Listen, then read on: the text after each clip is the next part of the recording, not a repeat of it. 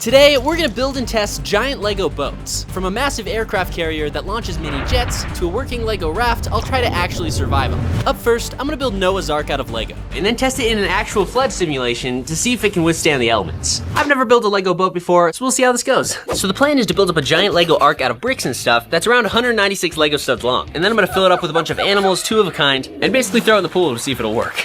So we'll grab some base plates and lay them out so we can start building this thing up. I'm gonna try and make this arc as realistic as I can, but I am ignoring the 300 cubits. I'm not transitioning that to LEGO scale because then this thing would have to be like 9 feet long. But now, we need to start laying out the design for the very bottom of the ship, and I have an idea I'm gonna integrate later on how to keep the water out so this thing will actually float. I think what I'm gonna do is build a plate layer all the way across to make it really strong. All right, now that we got the main thing in place, we need to add a layer up and then out. So we basically do that all the way around.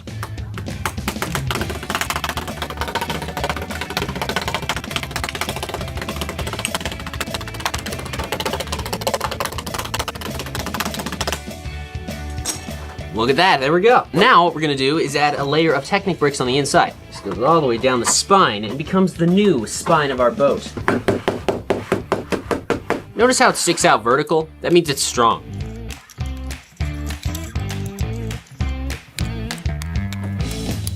As you see, it is very huge. And just so you guys can see this to minifigure scale, we also have our little guy, Noah, who's going to be instructing the build process. We also have a ton of animals to put inside this, and some of them are pretty big. Like we got dinosaurs and stuff we're putting in here. But now I'm just gonna build this up a little bit more until we get it about up to here, and then we'll put in our waterproofing. I'm really hoping this works, because if it does, this is gonna be the sickest arc I've ever made. I've never made an arc before, so we'll see.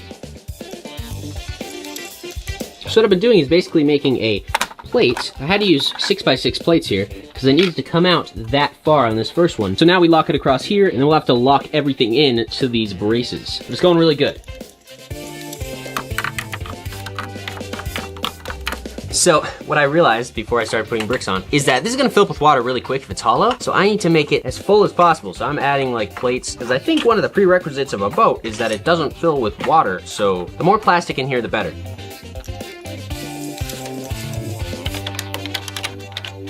So what I'm doing now is I'm putting extra stability on the front of the boat because, as you can see, it's not very sturdy. And I really don't want that breaking apart while it's in the water because that would wreck the entire thing. So thinking ahead is good. And on the front of these, I'm just moving the bricks up and out so that we get kind of the curved shape. It's not just all square and blocky and stuff. We're actually making it curved. But yeah, it is really, really coming along. It's huge.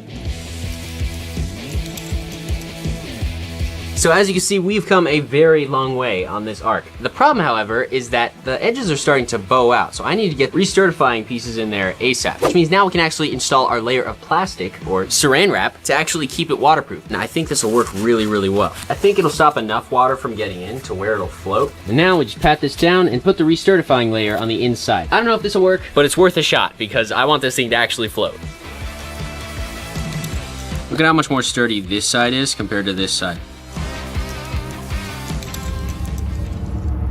Okay, so it is day 2, and as you can see, we have most of the covering on the plastic, and I actually went back and read the Bible, and apparently there's 3 layers to the ark. The upper decks, the lower deck, and then the middle deck, which means we gotta start lower than I thought, with the lower deck down here. Let's take some bricks in tan, and then I'm just gonna put these across the entire floor so that we can start building the enclosures down here.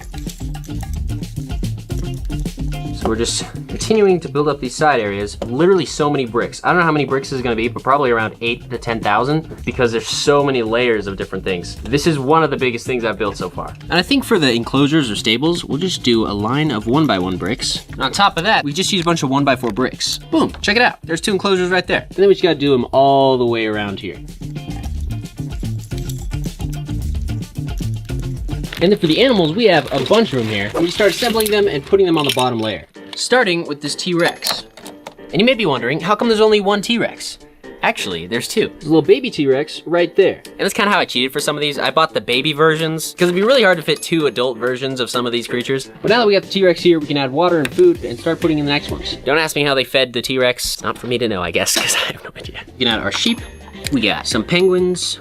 We can add our leopards, lions, triceratops. We got a couple Bambis, and we got some alligators here. And since we got some big cats, we'll add some tiny cats. And there we go, we have the first level down with all the animals in place. And now that we got the first level in place, we need to actually build up plates on top of this so we can put on the next level. Put this right here.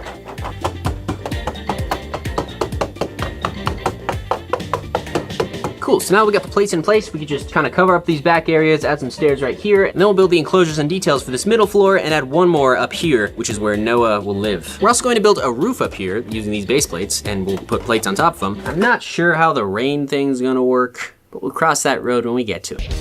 Now there's a ramp to get up there, and then to make the door actually open and close, as you can see, I built in these little Technic bricks earlier. Thinking ahead. And I just built up this simple door using a couple brown plates. We just need a way for it to hinge. We go to this bin, and then we can grab a couple of these, add some frictionless pins, and now this can fold down, and that's perfect almost. It's just a little not waterproof underneath there, but you know, it's whatever. We'll cross that road when we get to it. So I'm just gonna go up to this thing and rip this off, because this has this piece, and now we have a perfect little door closer. Even though to be accurate, God closed up the ark, but whatever. Next up, we got our details to the middle floor here. And now I have all the enclosures built up on the top level, and they all have little water buckets. So now we can add our animals, like giraffes, and we'll give them some hay. We can add our Dilophosaur, and our little baby one. We can add our ostriches. We can put our calves in this corner. Then we can put in our bears right here. We got some llamas. Totally accurate to real life. Put our monkeys in this cage. And we can put our elephants in this big one right here. We also have our horses and the dogs. Then we can add our squirrels and our chickens. We also have 2 chameleon lizards we can put in here. And we also have some snakes and spiders, which we can throw in here. I don't think that's entirely accurate, but Hey, I was running out of Lego animals, okay? And there we have it. We have all the animals on the top level here. So that's like over 50 animals total for the entire ark. I love how the T-Rex is just up here, just like ready to eat anything that walks by. Super great design, I'm telling you. Over 12 hours we spent building this thing. It's absolutely huge, and I am so nervous that it's just not gonna float, and it's gonna topple over. So all we gotta do is just build up the roof and the 3rd level, and this thing will be ready to go.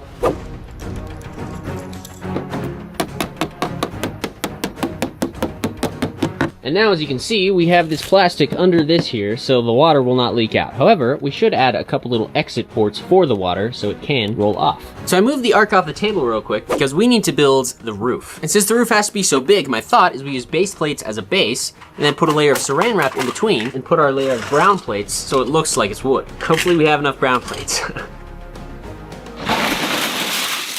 So I'm going through all my plates picking out the colors I could use. Because I actually ran out of large plates and I need to build a whole roof and a whole upper level of this thing. So that's not good. To actually avoid moments like this, you can check out this video's sponsor, Crazy Kai's Bricklink store, because they have a ton of Lego parts in stock. They have really great customer service and they ship fast. I really like them. Check them out using the first link in the description so you can avoid scenarios like this. I'm not kidding. I actually am not sure how I'm going to do this with just these parts.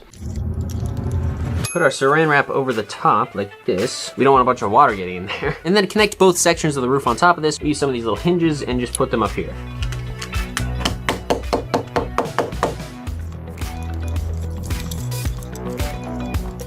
And we can flip this around, add another layer of saran wrap that overlaps this, and then keep going. Okay, so now we just hope and pray that this actually folds and doesn't break the plastic. That's basically it. And this will just sit right on top of the ark as the roof. All right, here we go. Thank you. You're welcome. This thing's so heavy. All right, now to build the top deck. I've left a little bit of this saran wrap here because my plan is to build up a few layers of brick and then fold it over and cut it off. That way, any water that goes this way won't go through the wall. All the walls have leaks, so I have to work through that. First, we just gotta build up 2 walls on the sides so that they can hold the roof in place. For the 3rd deck, we're just gonna take some 16 by 16 plates and build a long thing across here on top of some pillars. And then we will build a bridge that will go all the way up here and all the way across to the other door. Last step is just to build up Noah's quarters on top.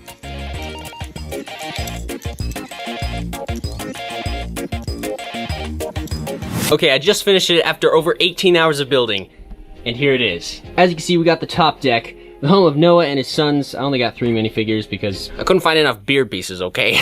But check it out, cool crib tour. They got some beds over here, dining table, vegetables, and meats. They eat right above the stench of all the other animals. That's nice. We got some water and accessories, and Noah right here. They can walk up the ladder, and then go up the ramp, and then go all the way through their abode, and then go down the other side. Now, as you can see, that leads to the other door over here. So this is a really, really nice setup. Let's put the roof on, though. Just grab the roof, right like that, and it sits tight like that. After hours and hours of building tens of thousands of pieces, I assume, we get to take it off the base plate and put it in the pool and see if it'll flood. I'm so nervous. Oh my gosh. All right, I'm gonna get in the pool. It's freezing out here. Ha! We have here our ark, and basically I'm going to take it off this table and slide it into the water. And we're almost ready to go. I wanna add one more thing, which is buoys. And these buoys just attach to the side here. Oh gosh. Now the scary part, we take off the base plates. It's okay, that was just the roof. I made the first layer out of plates and it's actually working pretty well. Oh gosh. All right, the moment we've all been waiting for. Will it float? I guess I'm gonna angle it and then just slide it off. In 3, 2, 1. Oh gosh. It's floating, let's go. Dude, okay, it's floating. I don't know if it's filling with water. I can't see on the inside. Dude, this is actually so sick. I'm just so psyched that this is actually floating and not sinking. So the first test we're gonna do is the turbulence test. So I'm gonna try and make waves and we'll see what happens. Let's make some simple little waves here. And I see that the door I made is probably just a little low. Now we'll make some big waves. Oh yeah. Now we're getting some waves. There is water in the ark. Probably from the door, to be honest. I mean, it's still floating, so I'd say that's a good wave test. I'd give it like a 7 out of 10, considering the door's so low and the waves made their way inside. For the next test, we're going to do the wind test. See if we can make some windy conditions, because, you know, storms are pretty stormy, and we gotta do the full simulation. Oh yeah. A pretty big storm. I mean, I'd say it's doing pretty good on the wind test. Like, it's working. The third and final test is the rain test, to see if this will hold up against rain and not completely sink itself because of all the water coming in. I worked really hard waterproofing this top part, and I think it's gonna work pretty well. It's starting to rain, and I'm getting out of the pool. The rain's picking up, it's getting heavier. I don't know if that's official rain terms, but you can see the water conglomerating on the roof. That's a real word. Wow, I'm so impressed that this is still floating. Like, I thought it would completely topple over. Dude, it's actually working. This is sick. Or maybe it won't sink at all. And now the waves and the rain.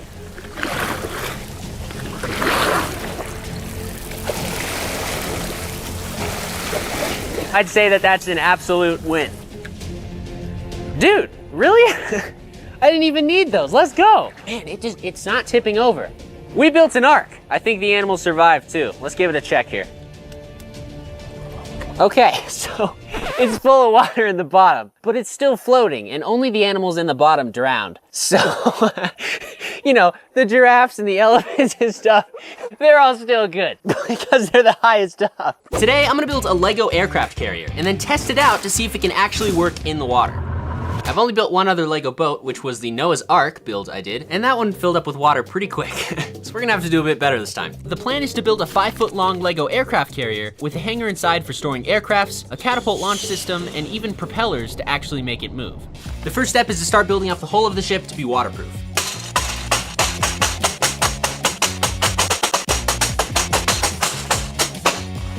I had to buy a lot of pieces for this.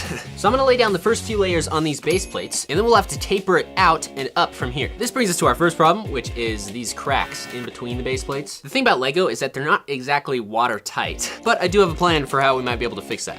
I bought this heavy-duty saran wrap, which hopefully, if we put it between the plate layers, it can actually help keep the water out and kind of seal the cracks. This worked okay for the Noah's Ark build, but that was regular saran wrap. This is actually ultra premium strong. We just take this and stretch it right over the first layer, and then we'll just add another layer of plates. I'm gonna put a layer of bricks all the way around this, and then we're gonna start tapering it out and overlapping them.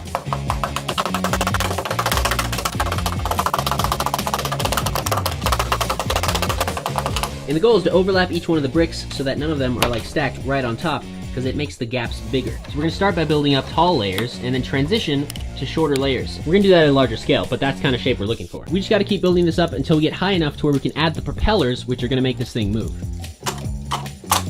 All right, here we have the hull so far. And as you can see, it's not bending, which is a truly good sign. Now, what we're gonna do is build propellers for it. the propellers need to be in the bottom, underwater. But we can't just drill holes into the side of this and then stick axles through for the propellers, because then water would get in. And the whole point of using the saran wrap and all that stuff is so that water doesn't get in. So my plan is to attach some propellers on 90-degree actuators so that we can stick the motors and everything on top, but the axles will lead all the way down to the propellers, which will make it actually go. Pretty much the closest thing to a propeller Lego makes with an axle hole is this, and this is literally the size of my thumb. They do make these blades, so if we attach some of these together, we could get a pretty good propeller.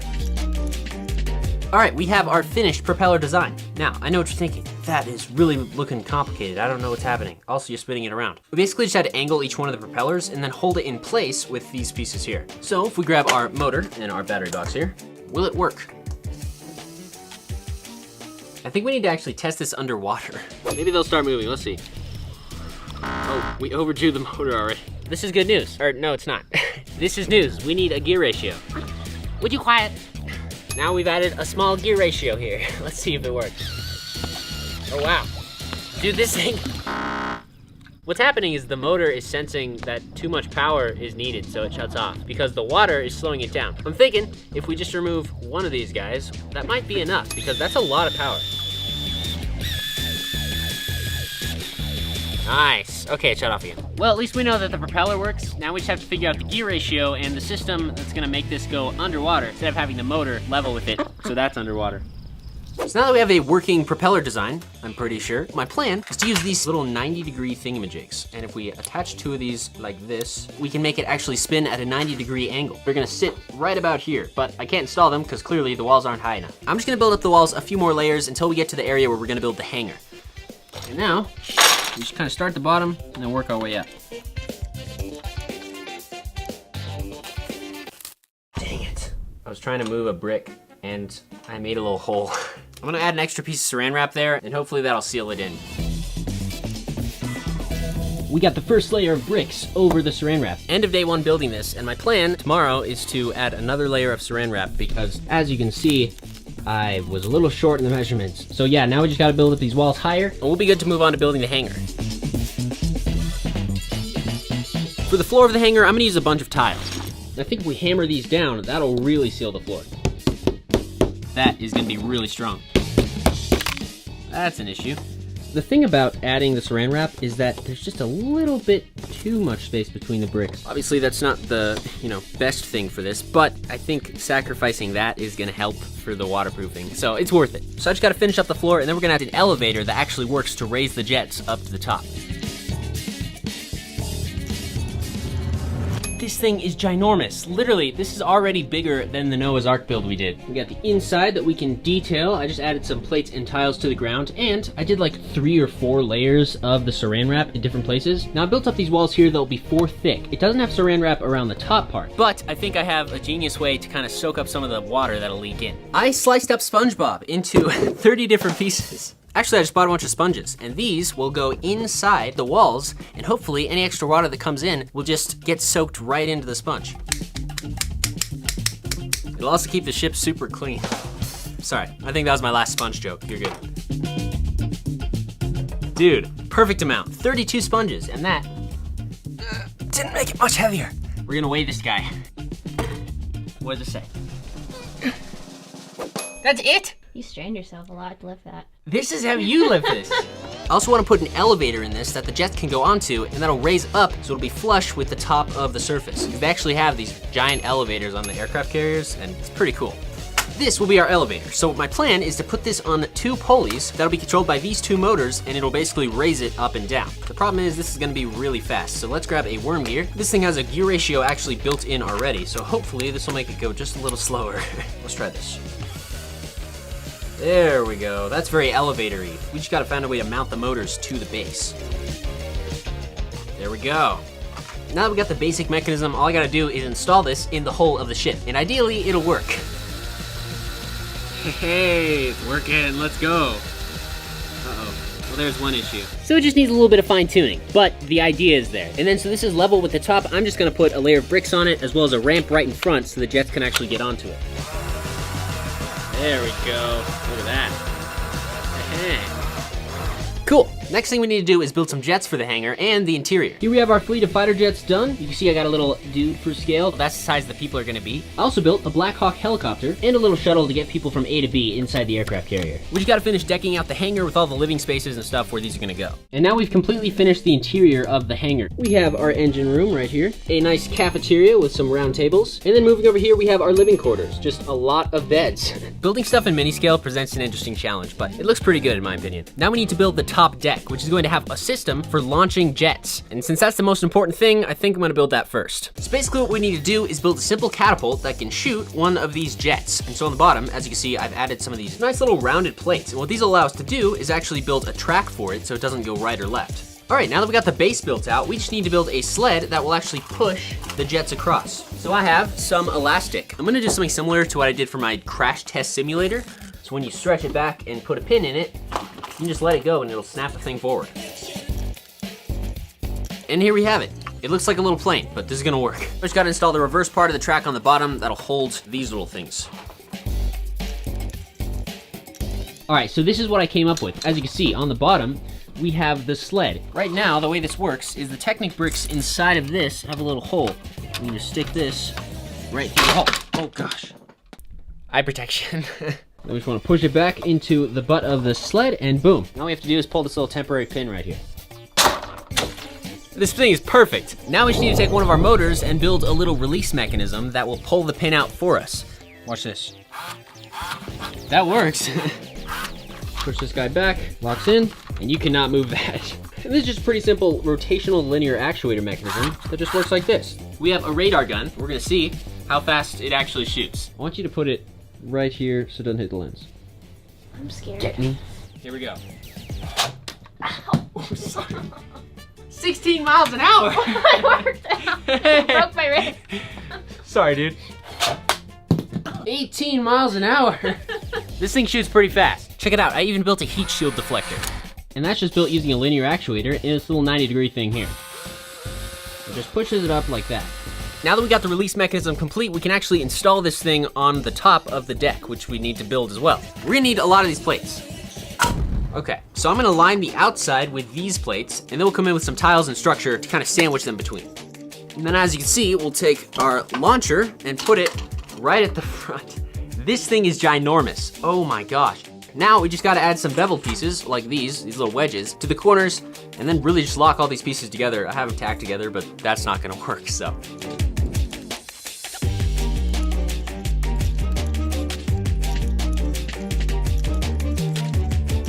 You can see we have the catapult installed in the flight deck, and this thing, luckily, I just built it with some tiles so you can just lift it up as one little panel. We can also install the propellers. I added just a simple gear ratio to this to make it go a little bit slower because it was way too fast. And that spins the blade that'll go into the water. I'm just gonna build a little control station at the back here to kind of hide these and hide battery boxes. Then I'm gonna grab a handful of bricks and go one layer around the very outside of this just to make it look nice. That'll also probably keep some of the water from Getting on top of the boat.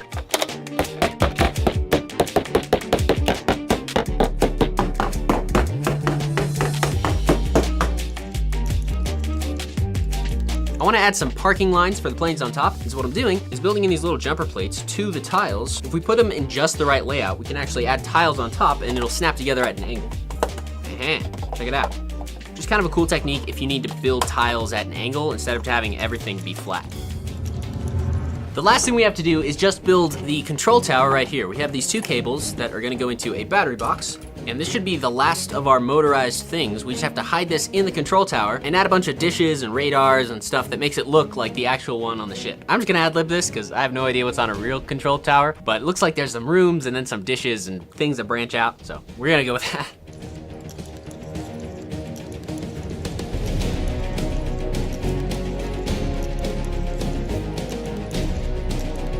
I'm a little concerned this is gonna be a bit too heavy and cause this ship to tilt. What I'm gonna do is weigh this, and then I'm gonna take that weight in sand, fill a few tiny bags, and then put that on the other side of the ship. I really don't want that to cause the ship to flip over.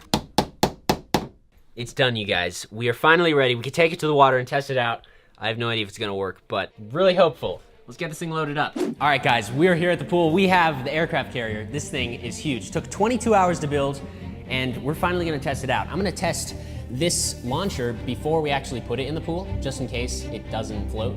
So what we're gonna do is we're gonna pull this guy back like this, and then we're gonna push this button. And that will lock it in place like that. And then what we're gonna do is put up the heat shield. And so to do that, we just click this button, just like that. And then we just gotta hit the release. Let's test this out in 3, 2, 1. Dude, look how far that went. Check it out. The launcher obviously works, but now we're gonna put this thing in the water and fully test it with propellers and all. This is so nerve-wracking, dude. I have no idea if this is gonna float or not. Here we go, you ready? 3, 2, 1. It's floating! Yes! Oh, it worked! It's working. Let's go. Now we just gotta attach the propellers, and now, full back. Let's see if this actually works. Oh, that's forward. Hold on, we gotta go back. I'm just gonna stand completely still, see if it starts coming towards me. It's moving, right? Dude, it's working. All right, is it filling with water? I don't really see any water. Like, I think the thing is just high enough. Let's see if we can turn here. So we'll go 1 forward, 1 backwards. We're gonna try and turn it counterclockwise. Dude, it's actually working. You can see the hole underwater is staying together. Nice. Oh, we're gonna crash. Full back, full back. We bumped it a little bit. So we're gonna load a jet on, pull this guy back, and there we go. We're loaded, which means probably not the best idea to stay in front of this. So we're gonna rotate it around, and I'll probably do it with the remote. Then this thing should rotate. This is, I'm not messing with this. These propellers are actually working 100% on the back here. All right. Okay, it's taking too long. We're gonna turn it manually now. We're gonna launch this in 3, 2, 1. That's so cool. We even have the little elevator in here that goes up and down. There is some water in there. We'll put the elevator up like this and raise this guy up to the top. Check it out. There we go. So we can move the planes, or the jets, from the bottom to the top. On the way here, it got a little off center, but boom. As you can see, it actually works in water. It moves around. This is, I'd say it's better than the Ark. 3, 2, 1. Now it's time to finally see if it's full of water. Dang it. I'm positive those sponges are completely soaked. Today, I'm gonna try to build a working Lego submarine to see how deep it can go before it fills with water. I've now built 2 Lego boats, and both of them have filled with water, but miraculously stayed floating. This time, we're gonna try and get a Lego watercraft to actually sink. The first step, though, is to build up the outside of the hole using bricks. So my plan is to build a remote control submarine with a depth gauge so we can see how deep down it goes. And it'll have motors so we can go forward and backwards and turn. And I'm gonna make the hole big enough for some Lego minifigures and a camera so we can actually see what's going on the inside.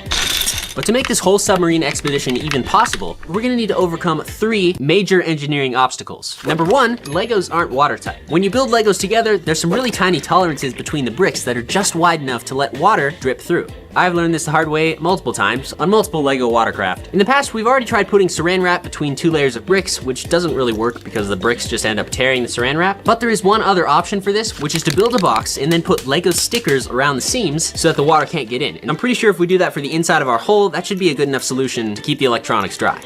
Now that we have our hole built up, we kind of know the size we want for this. For the waterproof section of this, that's actually gonna hold like the interior and the motors and stuff, I'm gonna use some of these big panels because they're big and we can snap them together with minimal seams that we'll have to put Lego stickers on top of. So if we snap a few of these together, This will sit in here, it'll be a bit longer, and then we'll have the rest of the submarine that kind of goes around it like this. So we still get the submarine shape. It's still perfectly round on the outside. We're gonna put all the motors and everything inside the box, so those won't get wet. We just need to figure out how to motorize our propellers, which are outside the box. Which brings us to our second obstacle, which is motorizing it. And in case you haven't heard, Lego motors aren't waterproof. And most likely, if any water got to this, it would just stop working and we'd be dead in the water, literally. So we have to figure out a way to keep them dry underwater.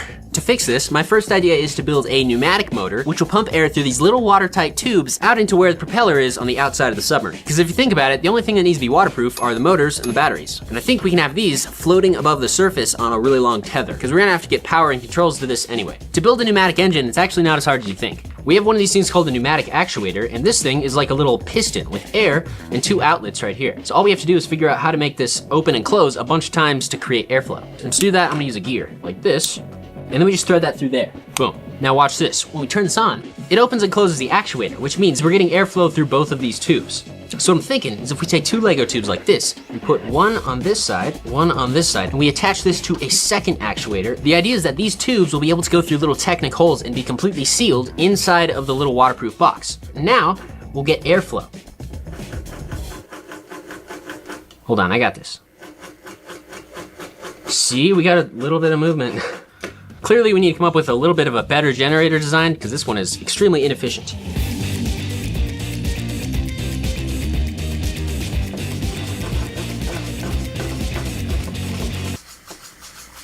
Alternatively, what if we just used air? Like obviously we're using air, but like what if we used air to actually propel the submarine forward? Now how much air does this actually generate?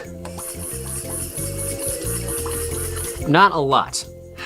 I'm a little unsure what to do here. The first design should work in theory because you're taking the same amount of air and just pushing it from one piston to another. So, I don't know how bad of an idea this is, but I think we should try filling one up with water and see if that works.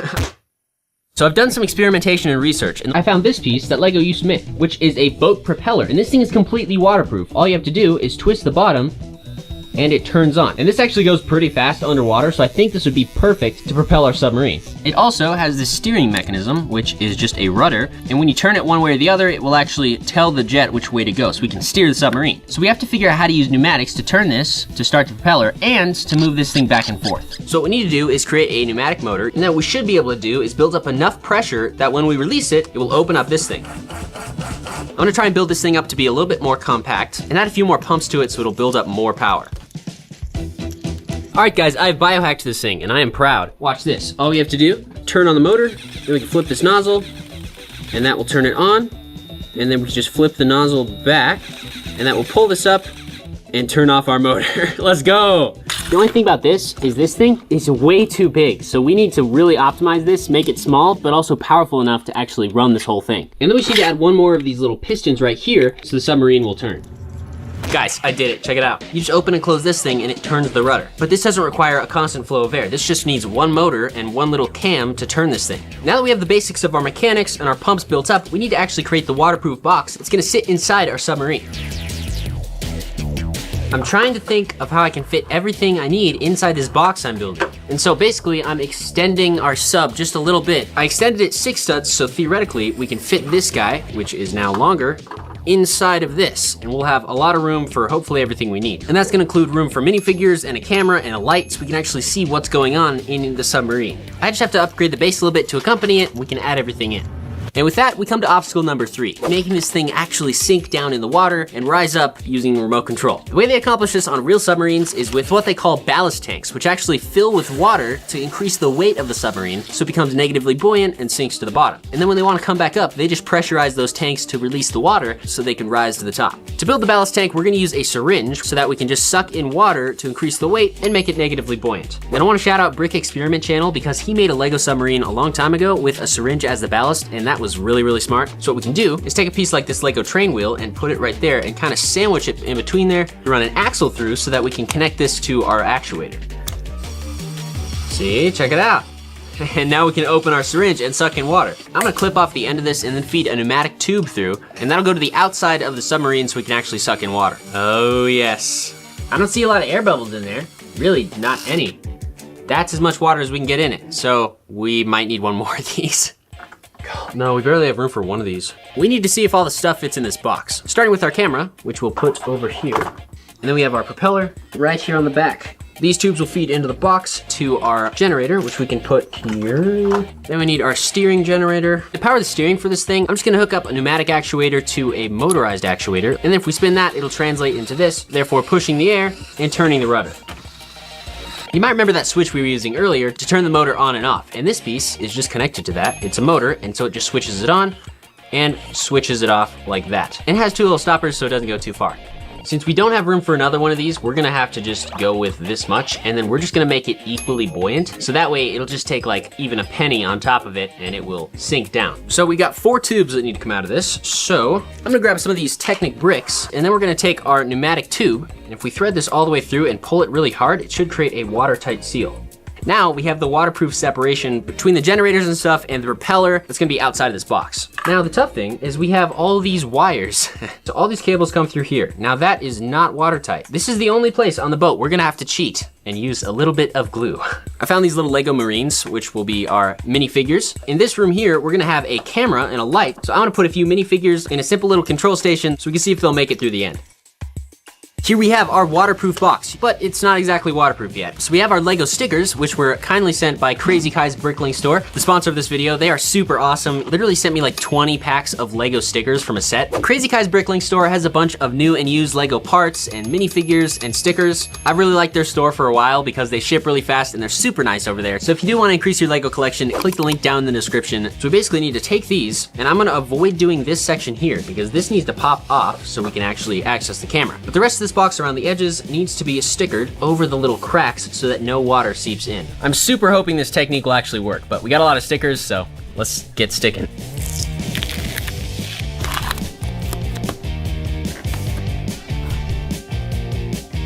In order to be able to control our submarine from the surface, we're gonna need some really long cables. So I bought some Cat 6 Ethernet cable, and what I'm gonna do is separate all the wires and resolder them onto the ends of our motors. And since this thing's gonna be attached to a tether so we don't lose it underwater, we'll just run all these wires up the tether so we can run it to the handheld controller. This will make our wires waterproof.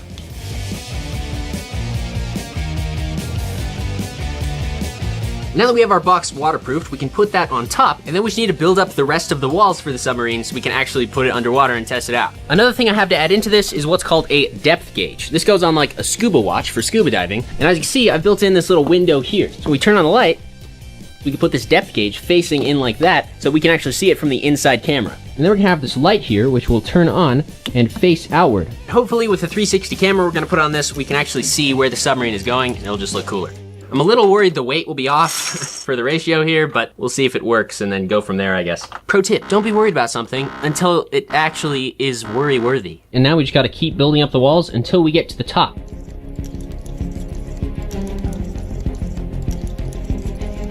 Basically, the last thing we have to do for this is just finish building the top and add our 360 camera. This is a really cool device that's gonna allow us to see all the way around the submarine, and I'm gonna build it into sort of like a periscope tower, somewhere about here. And we'll just leave a little bit open for the lens. We're super close to having this thing done, you guys. I didn't actually get footage of this part because I thought it would work fine, but basically I had to test the weight of the submarine so I could make it neutrally buoyant. That way the ballast tank would work. And a few minutes after I put it in the water, I realized it was filling up. Oh no. That's not good. I was trying to measure the weight so we could figure out the ballast tank, but it wasn't sinking. So now we gotta figure out what next to do here. I really wasn't sure why it filled up with water so quickly, so I decided to run a few tests with some Lego boxes completely covered in stickers, and the results were really bad. Dude, it's completely flooded with water. You can also see the water was getting in through the bottom right next to those stickers on the bottom, so the stickers don't even really work that well. Since we can't waterproof the interior, it's basically just gonna be a ticking time bomb before all the electronics stop. We are left with this single option, because I am not giving up. I wanna see this thing go underwater. You guys wanna see this thing sink down in the water, so we are gonna sink it. So to decrease the amount of potential water that can flood in, I'm gonna do a couple things. First, I'm gonna build up some brick walls right next to the box. That way it'll squeeze the stickers together a little tighter and hopefully keep more water out. I'm also going to remove our ballast tank, since it's impossible to trim a submarine that's slowly filling up with water. And that will not only remove another hole from the box, but it'll free up some more space on the inside. And finally, I'm going to add a few more stickers to the inside and the outside of the box to make it as seamless as I possibly can, in hopes that we'll have such a minuscule amount of water coming in, we'll be able to go deeper without it filling up. With all that done, it is time to seal this up and see how deep we can actually get it to go. Maybe even drive it around at the bottom if it makes it that far. This is the culmination of about a month of work, and I'm about to sink it in a lake. So we headed out on the water, and I turned on the cameras and sealed up the sub. I also added a 6-pound weight to the bottom so it would actually sink. I got my custom built controller right here. We got a GoPro right on top. So if we turn this on, there we go, we got propulsion, check it out. All right, so we are good to go. The sub's going in the water. I got my GoPro. Here we have the line that's gonna hold it up. Let's do this. We're off the side. We gotta wait for it to fill up a little bit before it'll sink down. You can see we're right there. We can turn it. The rudder will move. There we go, rudder moved. We're getting close to neutral buoyancy. This is the moment we've all been waiting for. After a month of building, will it sink? For now, since it is floating around, we can test some of the controls. We will test the motor. So for the motor, we gotta hit this. You should see. Is it on? It's not a good sign when air bubbles come out. All right, the propeller's shot. I don't know why, but we gotta try and get it to sink now. It's ready to sink, but everything else has gone out. It's basically a disaster at this point, but we're gonna go down to the bottom, sink it, and see what we can see. Here we go. Now it's going under. All right, we're gonna set her down here. It's ready. Bye. Here goes. We are sinking down. We're going. Let's see how deep we can get it to go. Oh gosh. 1 foot at a time.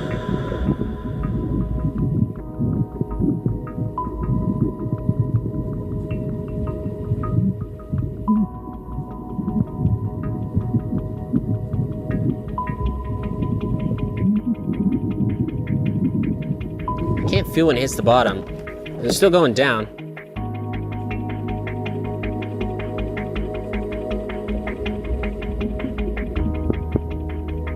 Oh, I think we've hit the bottom. I wonder if the inside is flooded. I have no idea what any of this looks like, you guys. I'm just waiting to see basically the footage when it comes back up. But the inside, we know we got a captain in there. We have a few crew members. We also have a lot of electronics. I have no idea if they're getting wrecked right now.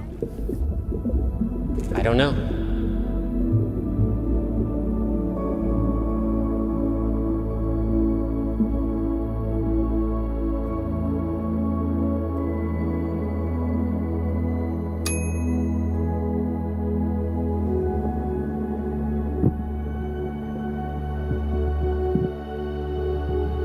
I guess it's time to pull it back up. I think that's as far as we were going down. Man, it's pretty far down there. Like, I don't know how far we got, but it's down there. Oh, it's still attached. That's a good thing. Looks like a shark, bro. Bam, there we go. Hey. Oh my gosh, it's completely filled. Here we have our submarine. We made it back up to the top with the footage. I'm actually pretty psyched how that turned out. So even though it didn't work out quite like I thought it would, I still had a ton of fun designing this. And just maybe, if I find a way to waterproof Lego, I'll try this again in the future. Comment down below if you know how I could have done this better, and big thanks to my sister for rowing us across the lake like 6 times. What would you do if you had just crash landed on a deserted island with nothing else to survive except 100,000 Lego bricks? Well, today I'm gonna find out by building a Lego raft and putting it to the test on the open waters to see if I can actually survive. Welcome to the crash site, which is definitely on a deserted island and definitely not in my studio. As you can see, we have a bunch of Legos at our disposal. And I'm only giving myself 3 days to build the best Lego raft that I can before I have to test it out on the water. So I have to think smart and build something that can actually hold my weight. 12 seconds later. What if we built like a Lego ball, like a giant Lego ball, and then rode it? You think that would float? Probably not. So the plan is to build a log raft out of Lego logs and then tie them together using nothing but Lego rope and the strength of the clutch power to see if we can actually stay afloat. And I'm gonna build most of it over here because I don't wanna do that on the beach. And if you didn't already know this, brown Lego pieces are known to snap very easily. So what I'm gonna do is first build up a long line of Technic beams because those will actually be strong, and then we'll build a core out of bricks around that and cover it in brown as our final layer. So we need structure, how well it fits together, the style, how good it looks floating in the water, and the floatability, if it actually floats in the water. That way the raft actually looks good, because we gotta be floating away in style. And we can just connect a bunch of these guys using Technic pins. And I think I wanna try and make this thing at least 6 feet long, so I gotta make these pretty big. So as you can see with our first layer of Technic bricks, it's not very sturdy. To fix that, I'm gonna put 2 layers of plates on top of this, and then build up one more and stack them together. And that way we can actually lock them together vertically using more pins. The trick as well is to make sure your pieces are overlapping. That way we're locking all the parts together. Like we wouldn't wanna put this piece here because it doesn't overlap this connection. So we'd want a smaller one like this. Put this guy right there. Now we lay this guy on top of here.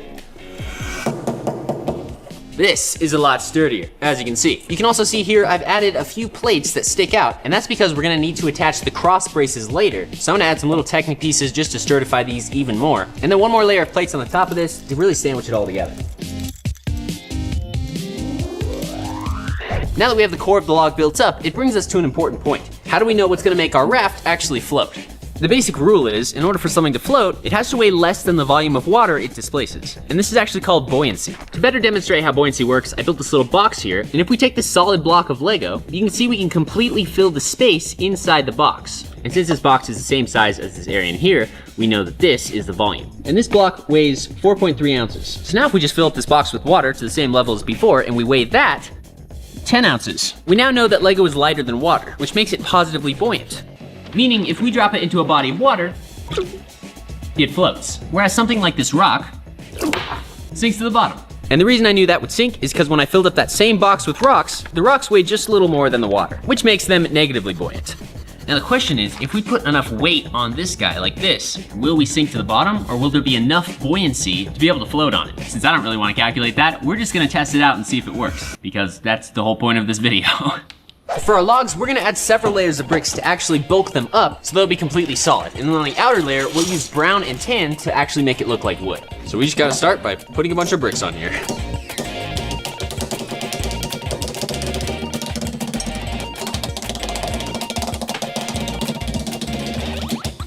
Now we just gotta build up from there.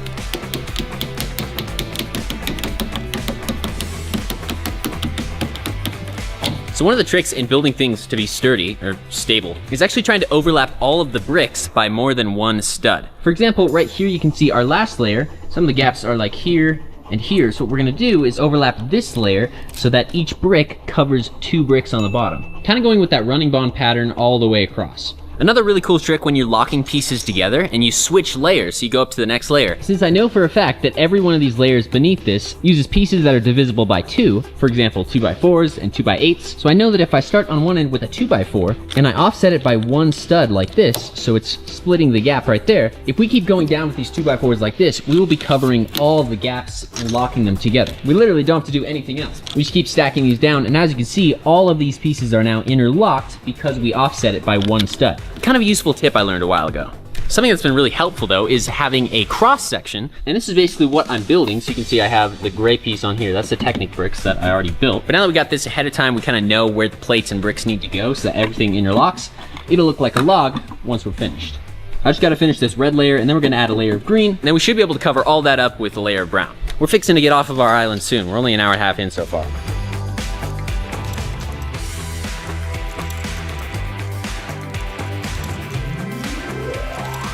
So this thing took 2 hours to build, and it weighs about 20 pounds. But now that we have the inside filled with bricks, we can finally build the outside. So literally, just taking a bunch of bricks and covering it to make it look like a log. One more final push, and our big side log will be complete. And then we just have to duplicate this one more time, and then build the cross beams and tie it all together, and we're gonna float away in style.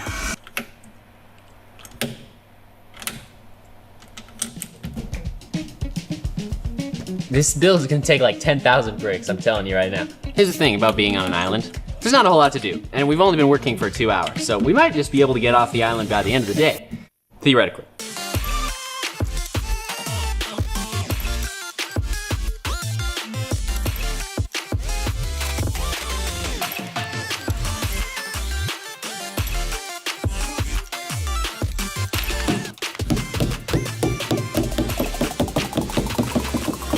I'm having to test all these plates before I snap them down, because some of them are just super fragile. It's so sad. I don't know the full story, but I guess somewhere along the way, Lego made a bad batch of brown dye or something, and then they just sent it out in a bunch of pieces and didn't realize until years later it started snapping. I'm pretty sure that's how it went, because some of these are just so fragile, so brittle. Okay, after 4 hours, the first one is finally complete. I'm just gonna duplicate this one more time. Let's go set this up. All right. So here, as you can see, we have our raft base. I'm also really curious how much these weigh. As I was searching the island, I found a scale in a tree. I don't know how it got there. Probably fell out of the plane that I was flying in by myself, so I don't know who brought it, but it wasn't me. That's 20 pounds. Oh my gosh. So our raft is already up to 40 pounds of weight. Now, the next step, we need to connect these Technic beams we've integrated into this and make it a little bit wider so we have room. Then we can cover those in plates and make them look like cut wood. Since we have 9 beams we need to make, my plan is to build the middle 3 a little bit thicker and stronger than the other ones. You just gotta build these across and bridge the gap in the middle.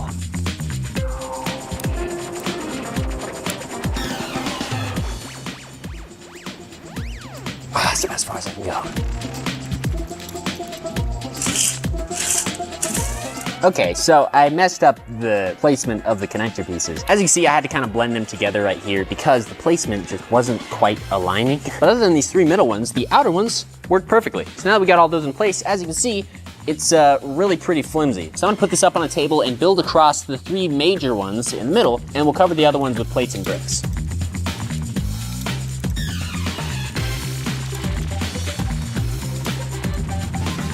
Check this out, guys. Because we put 2 layers of plates in between our Technic bricks here, we can actually take a Technic lift arm like this and link them together also vertically so they can't separate. That'll just make it a lot stronger, and we'll be able to build bricks around that too, cover that up.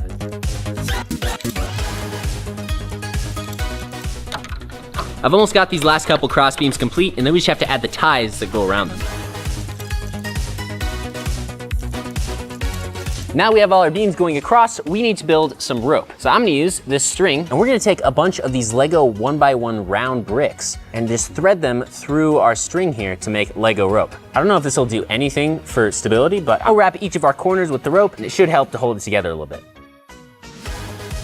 It's like beading, but it takes like 90 years.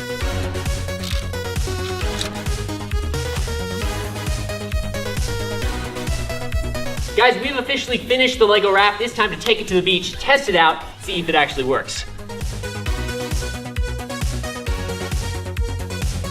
Let's do this. All right, guys, we are here at the water. We're ready to launch this thing. It's a beautiful day. It's been a beautiful day this whole time that I've been on this island, so we're good to go. We've got our raft. I have no idea if this is gonna work, but I wanna get off this island. I'm gonna take it out a few feet. This is a moment of truth. Will she float? She floats. We are floating on the water, guys. This is great. So let's see how far we can take it out, and then I'll hop on and hopefully, oh, there's a big rock. We don't want to bang it against any giant rocks in the water. Oh gosh, the water's cold. Here we go. Hey, it floats. Wait a minute. It actually does. Check it out. We're on the Lego Raft, guys. It's floating just enough to keep me afloat. Ice cold. Can I touch the bottom? Oh gosh, I can't touch the bottom. It's melting. I'm not sinking down, but also the raft mainly underwater. So this thing is actually pretty cool. I mean, I don't know if it's really doing me much work. It feels like I'm floating on driftwood, but I guess that's kind of the idea, right? Well, as long as I can get back, I paddle back. I tell this is success. I think this is good enough to at least float. I mean, it's better than floating just by yourself, but at the same time, I wouldn't do this again. I can't believe I built this thing entirely out of Lego. This is honestly crazy. So that means this watercraft actually works as a watercraft. I'd say it's a viable solution if you are stranded with, you know, a bunch of Legos and a bunch of free time on your hands, because this took forever. But wow, what a cool experience, you guys. We survived on the Lego Raft. This thing actually works. It floats well enough to be able to float to a nearby island. This was a huge success, you guys. Thanks for watching. Check out one of these 2 videos popping up on your screen. I'll talk to you in the next Brick Science. See ya.